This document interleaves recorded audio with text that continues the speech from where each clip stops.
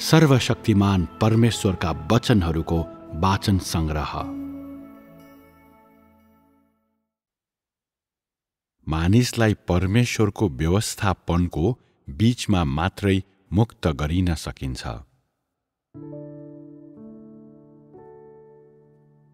हरेक व्यक्तिको नजरमा परमेश्वरको व्यवस्थापन अत्यन्तै अपरिचित कुरा हो, किनभने उहाँको व्यवस्थापन तिनीहरूबाट पूर्ण रूपमा हटाइएको छ भन्ने मानिसहरूलाई लाग्छ। मानिसहरूले परमेश्वरको व्यवस्थापन उहाँको काम मात्रै हो र यो उहाँसँग मात्रै सम्बन्धित छ भन्ने विचार गर्छन्। त्यसैले मानव जाति उहाँको व्यवस्थापनप्रति उदासीन छ। यसरी मानव जातिको मुक्ति अस्पष्ट र अप्रष्ट बनेको छ र अब यो रित्तो गफ बाहेक केही पनि होइन। मानिसले मुक्ति प्राप्त गर्न र सुन्दर गन्तव्यमा प्रवेश गर्नको लागि परमेश्वरलाई पछ्याउने भए तापनि परमेश्वरले आफ्नो काम कसरी गर्नुहुन्छ त्यसको उसलाई कुनै चासो छैन।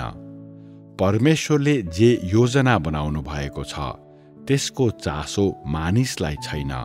न त मुक्ति पाउनको लागि उसले निर्वाह गर्नुपर्ने आफ्नो भागको बारेमा नै उसलाई चासो छ।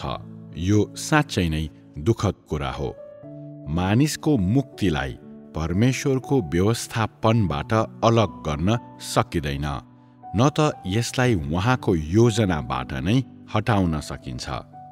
तैपनि मानिसले परमेश्वरको व्यवस्थापनको बारेमा कुनै विचार गर्दैन, अनि यसरी ऊ उहाँबाट झन्झन टाढा जान्छ। यसले मुक्तिको प्रश्नसँग अत्यन्तै सम्बन्धित रहेका विषयहरू जस्तै सृष्टि के हो, परमेश्वर माथिको विश्वास के हो, परमेश्वरलाई कसरी आराधना गर्ने इत्यादि प्रति पूर्ण रूपमा अनभिज्ञ रहेका बढ्दो सङ्ख्याका मानिसहरूलाई उहाँका पछि लाग्नेहरूको दर्जामा संलग्न हुने तुल्याएको छ।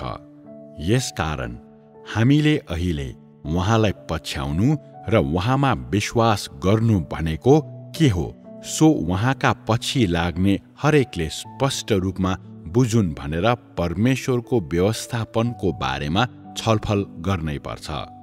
त्यसो गरेमा हरेक व्यक्तिलाई आशीषहरू प्राप्त गर्नको लागि वा विपत्तिहरूबाट बच्नको लागि वा अरूभन्दा उच्च हुनको लागि नभई उसले हिँड्ने बाटो अझै ठिक तरिकाले छनौट गर्न सहयोग गर्नेछ।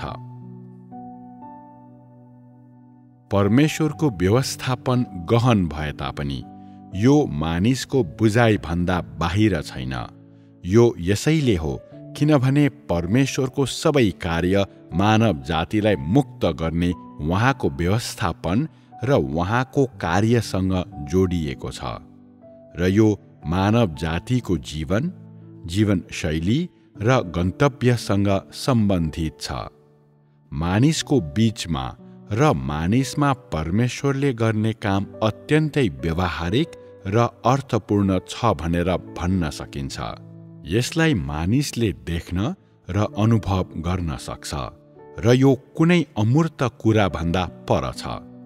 यदि मानिस परमेश्वरले गर्नुहुने सबै काम स्वीकार गर्न असमर्थ छ भने उहाँको कामको महत्त्व के हो अनि त्यस्तो व्यवस्थापनले कसरी मानिसको मुक्तिमा डोर्याउन सक्छ?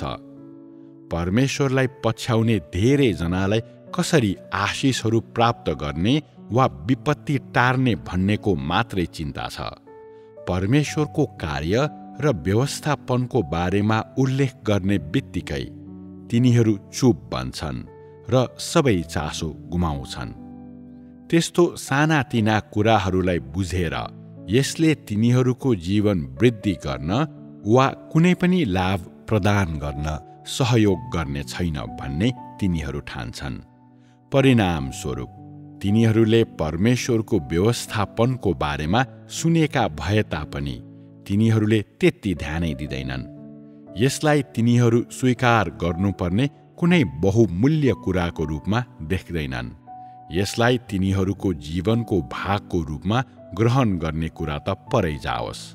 त्यस्ता मानिसहरूसँग परमेश्वरलाई पछ्याउने एउटै मात्र सरल उद्देश्य हुन्छ र त्यो उद्देश्य हो आशिषहरू प्राप्त गर्नु। त्यस्ता मानिसहरूले यो उद्देश्यसँग प्रत्यक्ष रूपमा संलग्न नहुने अरू कुनै पनि कुरा सुन्ने झमेला लिन सक्दैनन्। तिनीहरूका लागि आशिषहरू प्राप्त गर्न परमेश्वरमा विश्वास गर्नु जत्तिको न्यायसङ्गत अरू कुनै उद्देश्य हुन सक्दैन। तिनीहरूको विश्वासको मूल्य यही नै हो। यदि कुनै कुराले यो उद्देश्यमा योगदान दिँदैन भने यसले तिनीहरूको हृदय छुन सक्दैन। आज परमेश्वरलाई विश्वास गर्ने धेरै जसो मानिसहरूको अवस्था यस्तै छ। तिनीहरूको उद्देश्य र अभिप्राय न्यायसङ्गत देखिन्छन्, किनभने तिनीहरूले परमेश्वरमा विश्वास गर्ने क्रममा तिनीहरूले परमेश्वरको निम्ति खर्च पनि गर्छन्, आफैलाई परमेश्वरमा समर्पित पनि गर्छन् र आफ्नो कर्तव्य पनि पूरा गर्छन्। तिनीहरूले आफ्नो जवानी त्याग्छन्, परिवार र भविष्यलाई त्याग्छन् र आफैलाई व्यस्त राख्दै धेरै वर्षसम्म घरदेखि टाढा बिताउँछन्। तिनीहरूको आखिरी उद्देश्यको लागि तिनीहरूले आफ्नै अभिरुचिहरू, जीवनप्रतिको तिनीहरूको दृष्टिकोण र तिनीहरूले खोजी गर्ने दिशालाई समेत परिवर्तन गर्छन्। तैपनि परमेश्वरमाथिको तिनीहरूको विश्वासको उद्देश्यलाई तिनीहरूले परिवर्तन गर्न सक्दैनन्। तिनीहरू आफ्नै आदर्शहरूको व्यवस्थापन गर्दै दौडधुप गर्छन्। बाटो जति टाढा भए पनि र बाटोमा जति धेरै कठिनाई र बाधाहरू भए पनि तिनीहरू दृढ रहन्छन् र मृत्युको डर मान्दैनन्। आफैलाई निरन्तर रूपमा यस तरिकामा समर्पित गर्नको लागि कुन शक्तिले तिनीहरूलाई बाध्य तुल्याउँछ? के यो तिनीहरूको विवेक हो? के यो तिनीहरूको महान र आदर्शमय चरित्र हो?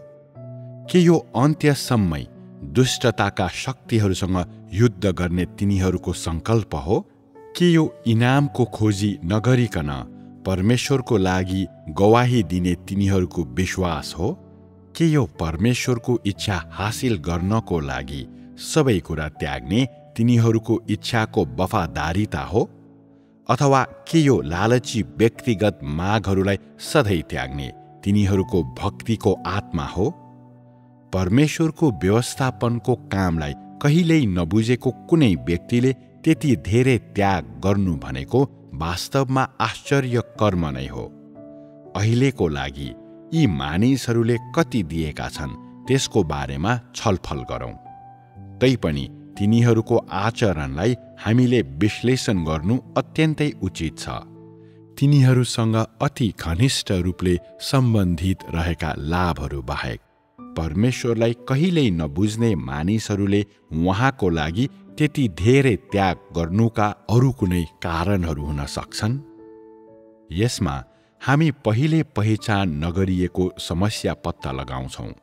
परमेश्वरसँगको मानिसको सम्बन्ध एउटा नाङ्गो स्वार्थ मात्रै हो। यो आशिषहरू प्राप्त गर्ने र दिने बीचको सम्बन्ध हो। यसलाई सरल रूपमा भन्दा यो मालिक र कर्मचारी बीचको सम्बन्ध जस्तै हो।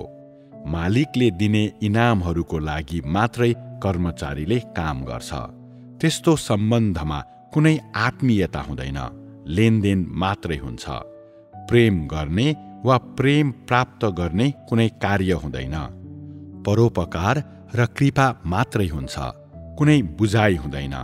दबाइएको आक्रोश र धोका मात्रै हुन्छ, कुनै घनिष्ठता हुँदैन। अप्रकमनीय दरार मात्रै हुन्छ। यी कुराहरू यस्तो बिन्दुसम्म आइपुगेकाले अब यस्तो क्रमलाई कसले उल्ट्याउन सक्छ? अनि यो सम्बन्ध कति भयानक बनेको छ, त्यसलाई साँचो रूपमा बुझ्न सक्ने मानिसहरू कति छन्? मलाई विश्वास छ जब मानिसहरूले आफैलाई आशिषित हुनुको आनन्दमा डुबाउँछन्, परमेश्वरसँगको त्यस्तो सम्बन्ध कति लाजमर्दो र कुरूप हुन्छ त्यसको बारेमा कसैले पनि कल्पना गर्न सक्दैन। परमेश्वर माथिको मानव जातिको विश्वासको सबैभन्दा दुःखलाग्दो कुरा यो हो कि परमेश्वरको कामको बीचमा मानिसले आफ्नै व्यवस्थापन सञ्चालन गर्छ, तैपनि परमेश्वरको व्यवस्थापनमा कुनै ध्यान दिँदैन। मानिसको सबैभन्दा ठूलो असफलता यसैमा छ कि उही समयमा जब मानिसले परमेश्वरमा समर्पित हुने र उहाँको आराधना गर्ने प्रयास गरिरहेको हुन्छ, उसको आफ्नै काल्पनिक गन्तव्यको निर्माण गरिरहेको हुन्छ र सबैभन्दा ठूलो आशिष र सबैभन्दा उत्तम गन्तव्य कसरी प्राप्त गर्ने हो त्यसको षड्यन्त्र गरिरहेको हुन्छ। तिनीहरू कति दयनीय, घृणास्पद र बिचरा छन् भन्ने कुरा कसैले बुझे तापनि कतिजनाले आफ्ना कल्पना र आशाहरूलाई सहजतापूर्वक त्याग्न सक्छन् अनि आफ्नै पाइलाहरूलाई रोकेर आफ्नै बारेमा मात्रै सोच्न छोड्न सक्ने को छन्? परमेश्वरलाई उहाँको व्यवस्थापन पूरा गर्नको लागि उहाँसँग नजिकबाट सहकार्य गर्नेहरूको खाँचो छ। उहाँलाई उहाँको व्यवस्थापन कार्यको निम्ति आफ्नो सम्पूर्ण मन र शरीर अर्पण गरेर उहाँमा समर्पित हुनेहरूको खाँचो छ। उहाँलाई हरेक दिन आफ्ना हातहरू पसारेर माग्ने मानिसहरूको खाँचो छैन। थोरै दिएर इनामको प्रतीक्षा गर्नेहरूको कुरा त परै जाओस्। थोरै योगदान दिएर आफ्ना हात बाँधेर बस्नेहरूलाई परमेश्वर घृणा गर्नुहुन्छ। उहाँको व्यवस्थापनको कार्यलाई घृणा गर्ने अनि स्वर्ग जाने र आशिषहरू प्राप्त गर्ने बारेमा मात्रै कुरा गर्न चाहने चिसो रगत भएका मानिसहरूलाई उहाँ घृणा गर्नुहुन्छ। मानव जातिलाई मुक्त गर्ने क्रममा उहाँले गर्नुहुने कामले प्रस्तुत गर्ने अवसरको फाइदा लिनेहरूप्रति उहाँको घृणा अझै ठूलो छ। त्यो यसैले हो कि किनभने यी मानिसहरूले आफ्नो व्यवस्थापन कार्यद्वारा परमेश्वरले के हासिल गर्न र प्राप्त गर्न चाहनुहुन्छ भन्ने बारेमा कहिल्यै वास्ता गरेका छैनन्। परमेश्वरको कामले प्रदान गरेको अवसरलाई आशिषहरू प्राप्त गर्नको लागि कसरी प्रयोग गर्न सकिन्छ त्यसप्रति मात्रै तिनीहरूलाई चासो छ। तिनीहरू आफ्नै अपेक्षाहरू र गन्तव्यद्वारा पूर्ण रूपमा तल्लीन भएका हुनाले तिनीहरूले परमेश्वरको हृदयको बारेमा वास्ता गर्दैनन्। परमेश्वरको व्यवस्थापनको कामलाई घृणा गर्ने अनि परमेश्वरले मानव जातिलाई कसरी मुक्त गर्नुहुन्छ त्यस कुरामा र उहाँको इच्छाको बारेमा अलिकति पनि चासो नदिनेहरूले परमेश्वरको व्यवस्थापनको कार्यबाट अलग रहेर तिनीहरूलाई प्रसन्न पार्ने कुराहरू मात्रै गर्छन्। तिनीहरूको आचरणलाई न त परमेश्वरले स्मरण गर्नुहुन्छ न त स्वीकार नै। परमेश्वरले यसलाई निगाहको साथ हेर्ने कुरा त परै जाओस्। ब्रह्माण्ड र आकाश मण्डलको विशालतामा अनगिन्ती प्राणीहरू जिउँछन् र सन्तान पैदा गर्छन्, जीवनको चक्रीय नियम पालन गर्छन् अनि एउटै अटुट नियमको पालन गर्छन्। मर्नेहरूले आफूसँग जिउँदाहरूको कथाहरू लिएर जान्छन् अनि जिउँदाहरूले नाश भएर जानेहरूकै उही दुःखद इतिहासलाई दोहोर्याउँछन्। त्यसकारण मानिसले आफैलाई यो प्रश्न नगरी बस्न सक्दैन, हामी किन जिउँछौँ अनि हामी किन मर्नुपर्छ? कसले यो संसारलाई नियन्त्रण गर्छ अनि कसले यो मानव जातिलाई सृष्टि गर्यो? के मानव जातिलाई साँच्चै नै प्रकृति माताले नै रचेकी हुन् त? के मानव जातिले साँच्चै आफ्नो गन्तव्यलाई नियन्त्रण गर्न सक्छ? मानव जातिले अटुट रूपमा हजारौं वर्षदेखि गर्दै आएका प्रश्नहरू यिनै हुन्। दुःखको कुरा, यी प्रश्नहरूप्रति मानिस जति तल्लीन बनेको छ, विज्ञानको लागि उसमा त्यति नै बढी तृष्णा जागेको छ। विज्ञानले देहको लागि छोटो सन्तुष्टि र अस्थायी आनन्द दिन्छ, तर मानिसलाई उसको प्राणभित्रको एकान्तपन, एक्लोपन र त्यति लुक्न नसकेको आतंक र विवशताबाट मुक्त गर्नको लागि त्यो पर्याप्त छैन। आफ्नो हृदयलाई बेहोस बनाउनको लागि मानव जातिले आफ्नो नाङ्गो आँखाले देख्न सक्ने र उसको मस्तिष्कले बुझ्न सक्ने वैज्ञानिक ज्ञानलाई मात्रै प्रयोग गर्छ। तैपनि त्यस्तो वैज्ञानिक ज्ञान रहस्यहरूको अन्वेषण गर्नबाट मानव जातिलाई रोक्न पर्याप्त छैन। मानव जातिलाई ब्रह्माण्ड र यावत थोकका सार्वभौम को हुनुहुन्छ सो थाहै छैन। मानव जातिको सुरुवात र भविष्यको बारेमा जान्ने कुरा त परै जाओस्। मानव जाति यो नियमको बीचमा केवल विवशतापूर्वक जिउँछ। यसबाट कोही पनि उम्कन सक्दैन र यसलाई कसैले परिवर्तन गर्न सक्दैन, किनभने यावत थोकको बीचमा र स्वर्गहरूमा अनन्तदेखि अनन्तसम्म रहनुहुने एकमात्र जन हुनुहुन्छ जसको सबै कुरामाथि सार्वभौमिकता छ। उहाँ एकमात्र जन हुनुहुन्छ जसलाई मानिसले कहिल्यै देखेको छैन, जसलाई मानव जातिले कहिल्यै चिनेको छैन, जसको अस्तित्वलाई मानिसले कहिल्यै विश्वास गरेको छैन।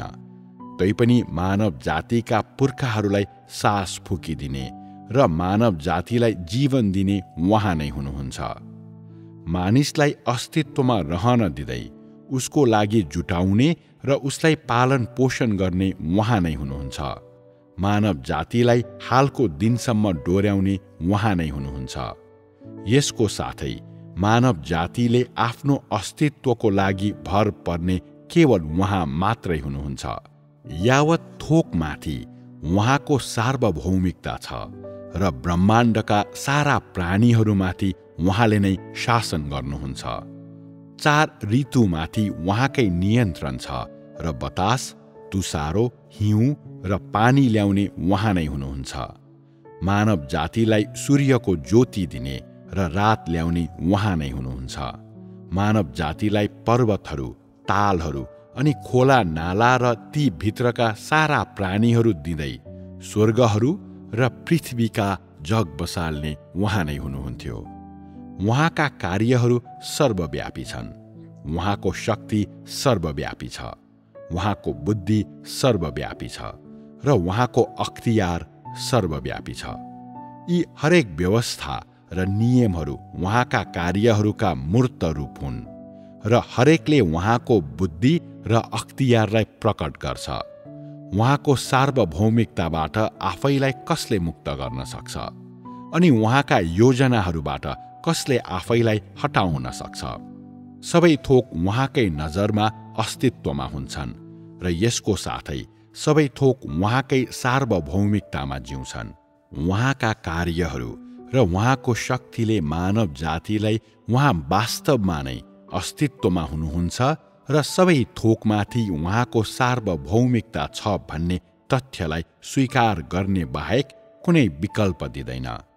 उहाँ बाहेक कसैले पनि ब्रह्माण्डलाई नियन्त्रण गर्न सक्दैन। यो मानव जातिलाई अटुट रूपमा जुटाउने कुरा त परै जाओस्। तैँले परमेश्वरका कार्यहरूलाई पहिचान गर्न सके पनि वा नसके पनि र तैँले परमेश्वरको अस्तित्वमा विश्वास गरे पनि वा नगरे पनि तेरो गन्तव्य परमेश्वरले नै निर्धारण गर्नुहुन्छ भन्नेमा कुनै शङ्का छैन र सबै थोकमाथि सधैँ परमेश्वरकै सार्वभौमिकता हुन्छ भन्नेमा कुनै शङ्का छैन। उहाँको अस्तित्व र अख्तियार तिनीहरूलाई मानव जातिले पहिचान गर्छ कि गर्दैन र बुझ्छ कि बुझ्दैन भन्ने आधारमा निर्धारित हुँदैन। उहाँलाई मात्र मानिसको विगत, वर्तमान र भविष्य थाहा छ र उहाँले मात्रै मानिसको गन्तव्यलाई निर्धारित गर्न सक्नुहुन्छ। तैँले यो तथ्यलाई स्वीकार गर्न सके पनि वा नसके पनि चाँडै नै सारा मानव जातिले आफ्नै आँखाले यो सबै देख्नेछ र परमेश्वरले चाँडै नै ल्याउनुहुने तथ्य यही नै हो। परमेश्वरकै सामु मानव जाति जिउँछ र मर्छ। मानिस परमेश्वरको व्यवस्थापनको लागि जिउँछ र जब उसले अन्तिम पटक आफ्ना आँखाहरू चिम्लन्छ ती यही व्यवस्थापनकै लागि बन्द हुन्छन्। मानिस घरिघरि अघि पछि आउँछ र जान्छ। कुनै अपवाद छैन कि यो सबै परमेश्वरको सार्वभौमिकता र उहाँको योजनाको भाग हो। परमेश्वरको व्यवस्थापन कहिल्यै अन्त्य भएको छैन। यो सदाकालसम्म अघि बढिरहन्छ। उहाँले मानव जातिलाई उहाँको अस्तित्वप्रति सचेत, उहाँको सार्वभौमिकतामाथि भरोसा गर्ने, उहाँका कार्यहरूलाई हेर्ने र उहाँको राज्यमा फर्कने तुल्याउनुहुनेछ। उहाँले हजारौं वर्षदेखि व्यवस्थापन गर्दै आउनुभएको उहाँको योजना र काम यही नै हो। परमेश्वरको व्यवस्थापन कार्य संसारको सृष्टिबाट सुरु भयो र यो कार्यको केन्द्रबिन्दु मानिस नै हो। मानिसकै खातिर परमेश्वरले यावत थोक सृष्टि गर्नुभयो भनेर भन्न सकिन्छ। उहाँको व्यवस्थापनको कार्य हजारौं वर्षसम्म फैलिने हुँदा र मिनेट वा सेकेन्डमा वा आँखाको निमेषमा वा 1-2 वर्षमा नगरिने हुँदा उहाँले मानव जातिको अस्तित्वको लागि आवश्यक धेरै कुराहरूको सृष्टि गर्नु पर्यो, जस्तै सूर्य, चन्द्रमा, सबै किसिमका जीवित प्राणी, खानेकुरा र बस्न योग्य वातावरण। यो परमेश्वरको व्यवस्थापनको सुरुवात थियो। त्यसपछि परमेश्वरले मानव जातिलाई शैतानको हातमा सुम्पनुभयो अनि मानिस शैतानको राज्य क्षेत्रमा जियो, जसले बिस्तारै परमेश्वरको कार्यको पहिलो चरणमा लग्यो। व्यवस्थाको युगको कथा। व्यवस्थाको युगको अवधिको हजारौं वर्षमा मानव जातिलाई व्यवस्थाको युगको मार्गदर्शनप्रति बानी पर्यो र उसले यसलाई व्यवस्था गर्यो। क्रमिक रूपमा मानिसले परमेश्वरको हेरचाहलाई छोड्दै गयो। त्यसैले व्यवस्थालाई पछ्याउने क्रममा तिनीहरूले मूर्तिहरूलाई पनि पुजे र दुष्ट कार्यहरू गरे। तिनीहरू यहोवाको सुरक्षा विहीन थिए र तिनीहरूले मन्दिरको वेदी अगाडि मात्रै आफ्नो जीवन जिए। वास्तवमा परमेश्वरको कार्यले तिनीहरूलाई धेरै पहिले नै छोडिसकेको थियो र इस्राएलीहरू अझै पनि व्यवस्थामा टाँसिरहेका र यहोवाको नाम पुकार्ने गरेका, साथै तिनीहरू मात्रै यहोवाका मानिसहरू हुन् र तिनीहरू यहोवाका चुनिएकाहरू हुन् भनेर तिनीहरूले गर्वका साथ विश्वास गर्ने गरेका भए तापनि परमेश्वरको महिमाले तिनीहरूलाई चुपचाप छोड्यो। जब परमेश्वरले आफ्नो काम गर्नुहुन्छ, उहाँले चुपचाप एउटा ठाउँलाई छोड्नुहुन्छ र अर्को ठाउँमा उहाँले सुरु गर्नुभएको कार्यलाई शान्त साथ अघि बढाउनुहुन्छ। कठोर बनेका मानिसहरूका लागि यो उल्लेखनीय देखिन सक्छ। मानिसहरूले सधैँ पुरानोलाई मूल्यवान ठानेर नयाँ अपरिचित कुराहरूलाई वैमनस्यताको साथ लिने वा तिनलाई घृणित ठान्ने गरेका छन्। त्यसैले परमेश्वरले जेसुकै नयाँ काम गर्नु भए तापनि सुरुदेखि अन्त्यसम्मै यसको बारेमा जान्ने सबै कुराहरूमध्ये मानिस नै अन्तिम हो। सधैँझै व्यवस्थाको युगमा गरिएको यहोवाको कामपछि परमेश्वरले दोस्रो चरणको आफ्नो नयाँ काम सुरु गर्नुभयो। देहलाई धारण गरेर मानिसको रूपमा 10-20 वर्षसम्म देहधारी हुनु भएर अनि विश्वासीहरूका बीचमा बोलेर अनि काम गरेर, तैपनि कुनै अपवाद बिना कसैले पनि यो थाहा पाएन अनि प्रभु येशू क्रुसमा किला ठोकिएर पुनरुत्थान हुनु भएपछि थोरै संख्याका मानिसहरूले मात्रै उहाँ देह बन्नुभएका परमेश्वर हुनुहुन्छ भनेर स्वीकार गरे। समस्याको रूपमा पावल भन्ने एकजना खडा भए, जसले आफैलाई परमेश्वरका मरणशील शत्रुको रूपमा प्रस्तुत गरे। उसलाई प्रहार गरिएर उनी प्रेरित बनेपछि पनि पावलले आफ्नो पुरानो स्वभावलाई परिवर्तन गरेनन् र तिनले परमेश्वरको विरुद्धको बाटोमा हिँड्ने कार्यलाई जारी राखे। उनले गरेको कामको दौरान पावलले धेरै पत्रहरू लेखे। दुर्भाग्यवश पछिल्ला पुस्ताहरूले उनका पत्रहरूलाई परमेश्वरका वचनहरूका रूपमा लिए र तिनलाई नयाँ करारमा समेत समावेश गरियो अनि परमेश्वरले बोल्नु भएको वचनसँग मिसाइए। यो धर्मशास्त्रको उदयपछिको अत्यन्तै ठूलो अपमान हो। अनि के मानिसको चरम मूर्खताको कारणले गर्दा यो गल्ती भएको थिएन र? अनुग्रहको युगको परमेश्वरको कार्यका अभिलेखहरूमा परमेश्वरको काम र वचनहरूको नक्कल गर्ने मानिसका पत्रहरू वा आत्मिक लेखहरू हुनु हुँदैन भन्ने तिनीहरूलाई थोरै थाहा थियो। तर यो हाम्रो चासोको विषय होइन। त्यसकारण हामी हाम्रो मुख्य शीर्षकमा फर्कौं। परमेश्वरको कार्यको दोस्रो चरण पूरा हुने बित्तिकै क्रुशीकरणपछि मानिसलाई पापबाट पुनः प्राप्ति गर्ने परमेश्वरको कार्य पूरा भयो। त्यसकारण त्यो क्षणदेखि उसो मानिसले प्रभु येशूलाई मुक्तिदाताको रूपमा स्वीकार गर्नुपर्थ्यो र उसको पाप क्षमा हुने थियो। सामान्य रूपमा भन्दा मानिसले मुक्ति हासिल गर्न र परमेश्वरको अघि आउनको लागि उसको पापहरू त्यस उपरान्त बाधा बनेन र यो त्यस उपरान्त शैतानले मानिसलाई दोष दिने आधार रहेन। त्यो यसैले हो किनभने परमेश्वर स्वयंले वास्तविक काम गर्नुभएको थियो। उहाँ पापी देह जस्तै र त्यसको पूर्व अनुभव बन्नु भएको थियो र परमेश्वर स्वयं नै पाप बलि हुनुहुन्थ्यो। यसरी मानिस क्रुसबाट ओर्लियो र परमेश्वरको देह अर्थात् यो पापी देहको स्वरूपद्वारा उद्धार गरियो र मुक्त गरियो। त्यसैले शैतानद्वारा कैदीको रूपमा लगिएपछि मानिस परमेश्वरको अघि उहाँको मुक्तिलाई स्वीकार गर्न एक कदम नजिक आयो। अवश्य नै कार्यको यो चरण व्यवस्थाको युगको परमेश्वरको व्यवस्थापनभन्दा अझ गहन र अझै विकसित थियो। परमेश्वरको व्यवस्थापन यस्तै छ। मानव जातिलाई शैतानको हातमा सुम्पिने परमेश्वर को हुनुहुन्छ? सृष्टिकर्ता के हो?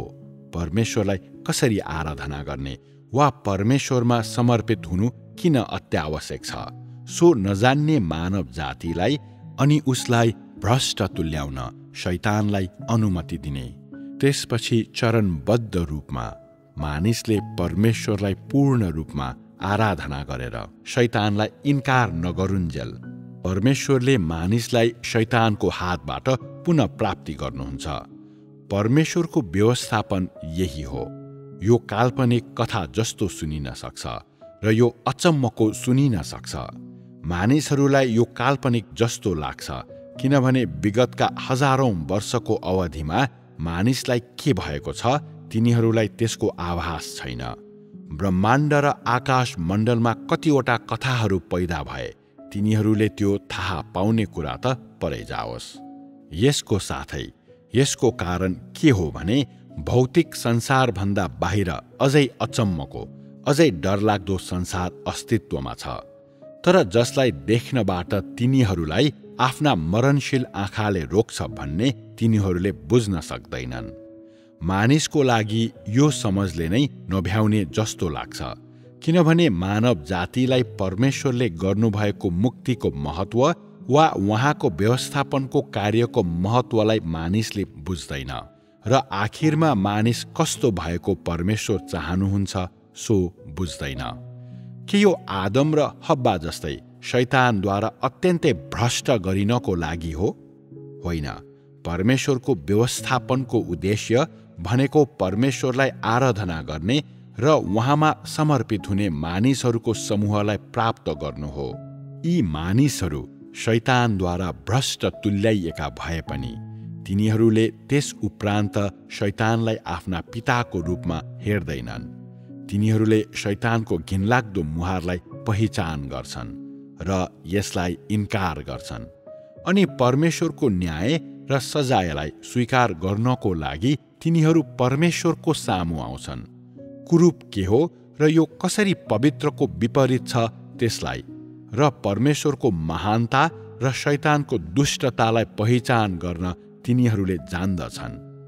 यस्ता मानव जातिले त्यस उपरान्त शैतानको निम्ति काम गर्ने वा शैतानको आराधना गर्ने वा शैतानलाई पवित्र मान्ने छैन। यो त्यसैले हो किनभने तिनीहरू परमेश्वरले साँच्चै प्राप्त गर्नुभएका मानिसहरूका समूह हुन्। मानव जातिलाई व्यवस्थापन गर्ने परमेश्वरको कार्यको महत्त्व यही नै हो।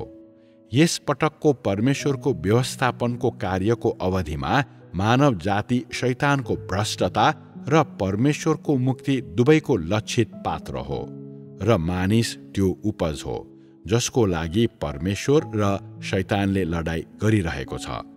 परमेश्वरले आफ्नो काम गर्ने क्रममा उहाँले मानिसलाई क्रमिक रूपमा शैतानको हातबाट पुनः प्राप्ति गर्दै हुनुहुन्छ र त्यसकारण मानिस परमेश्वरको झन्झन नजिक आउँछ। त्यसपछि राज्यको युग आयो जुन चाहिँ कामको अझै व्यवहारिक चरण हो र तैपनि यो मानिसले स्वीकार गर्नको लागि सबैभन्दा कठिन छ। यसको कारण के हो भने मानिस जति परमेश्वरको नजिक आउँछ परमेश्वरको लौरो त्यति नै मानिसको नजिक आउँछ र परमेश्वरको मुहार मानिसको निम्ति त्यति नै स्पष्ट रूपमा प्रकट हुन्छ। मानिसको छुटकारापछि मानिस आधिकारिक रूपमै परमेश्वरको परिवारमा फर्किन्छ। अहिले नै आनन्द गर्ने समय हो भन्ने मानिसले सोच्यो, तैपनि उसले परमेश्वरको पूर्ण प्रहार पाउँछ जुन कस्तो छ भन्ने कुरा कसैले पनि पहिले देख्न सकेन। के देखिन्छ भने यो परमेश्वरका मानिसहरूले आनन्द लिनुपर्ने बप्तिस्मा हो। त्यस्तो व्यवहार गरिदा मानिसहरूले रोकिएर आफ्नो बारेमा यस्तो विचार गर्ने बाहेक कुनै विकल्प हुँदैन। म धेरै वर्षसम्म हराएको थुमा हुँ जसलाई खरिद गरेर फर्काउन परमेश्वरले धेरै खर्च गर्नुभयो। त्यसैले परमेश्वरले किन मलाई यस्तो व्यवहार गर्नुहुन्छ? के यो मप्रति हाँस्ने र मलाई खुलासा गर्ने परमेश्वरको तरिका हो? वर्षौं बितेपछि शोधन र सजायको कष्ट अनुभव गरिसकेपछि मानिस जीर्ण बनेको छ। मानिसले विगतका समयहरूको महिमा र रोमान्सलाई गुमाएको भए तापनि उसले थाहै नपाई मानव आचरणका सिद्धान्तहरू बुझ्न पुगेको छ र मानव जातिलाई मुक्त गर्ने परमेश्वरको वर्षौंको लगावलाई बुझ्न पुगेको छ। मानिसले उसको आफ्नो जङ्गलीपनलाई बिस्तारै घृणा गर्न सुरु गर्छ। ऊ कति असभ्य छ त्यस कुरा, परमेश्वरप्रतिको उसका सबै गलत बुझाइहरू र उहाँलाई उसले गरेका अनुचित मागहरूलाई उसले घृणा गर्न थाल्छ। समयलाई पछाडि फर्काउन सकिँदैन। विगतका घटनाहरू मानिसका अपसोचपूर्ण यादहरू बन्छन् र परमेश्वरका वचनहरू र प्रेम मानिसको नयाँ जीवनको प्रेरणा शक्ति बन्छ। दिन प्रतिदिन मानिसका घाउहरू निको हुन्छन्। उसको सामर्थ्य फर्किआउँछ र उहाँ सधैँ नै उसैको साथमा हुनुहुँदो रहेछ। अनि उहाँको मुस्कान र उहाँको सुन्दर मुहार अझै कति मोहक छ भन्ने पत्ता लगाउन ऊ खडा भएर सर्वशक्तिमानको अनुहारमा हेर्छ। उहाँको हृदयले अझै पनि आफूले सृष्टि गरेको मानव जातिप्रति चिन्ता गर्छ र उहाँका हातहरू प्रारम्भमा जस्ता थिए त्यस्तै न्याना र शक्तिशाली छन्। यो चाहिँ मानिस अदनको बगैँचामा फर्के जस्तै हुन्छ। तैपनि यसपटक मानिसले त्यस उपरान्त सर्पको बहकाउलाई सुन्दैन र त्यस उपरान्त यहोवाको नजरबाट फर्कदैन। मानिस परमेश्वरको अघि घुँडा टेक्छ, परमेश्वरको मुस्कुराइरहेको अनुहारलाई हेर्छ र उसको सबैभन्दा बहुमूल्य बलिदान चढाउँछ। अहो हे मेरा प्रभु, मेरा परमेश्वर। परमेश्वरको प्रेम र करुणाले उहाँको व्यवस्थापन कार्यको प्रत्येक र हरेक विवरणलाई भिजाउँछ र मानिसहरूले परमेश्वरका असल अभिप्रायहरूलाई बुझ्न सके पनि वा नसके पनि आफूले पूरा गर्ने भनी तय गर्नुभएको कामलाई उहाँले अझै अथक रूपमा गरिरहनु भएको छ। परमेश्वरको व्यवस्थापनको बारेमा मानिसहरूले जति नै धेरै किन नबुझोस्, परमेश्वरको कार्यले मानिस कहाँ ल्याएको सहयोग र लाभहरूलाई हरेकले सराहना गर्न सक्छन्। सायद आजको दिनमा परमेश्वरले प्रदान गर्नुभएको कुनै पनि प्रेम वा जीवनको अनुभव तैँले गरेको छैनस् होला। तर जबसम्म तैँले परमेश्वरलाई त्याग्दैनस् र सत्यताको खोजी गर्ने तेरो सङ्कल्पलाई त्याग्दैनस्, तब परमेश्वरको मुस्कान तँलाई प्रकट गर्ने दिन आउनेछ। किनभने परमेश्वरको व्यवस्थापन कार्यको लक्ष्य भनेको शैतानको राज्य क्षेत्रमा रहेका मानिसहरूलाई पुनः प्राप्ति गर्नु हो शैतानद्वारा भ्रष्ट तुल्याइएका र परमेश्वरको विरोध गर्ने मानिसहरूलाई त्याग्न होइन।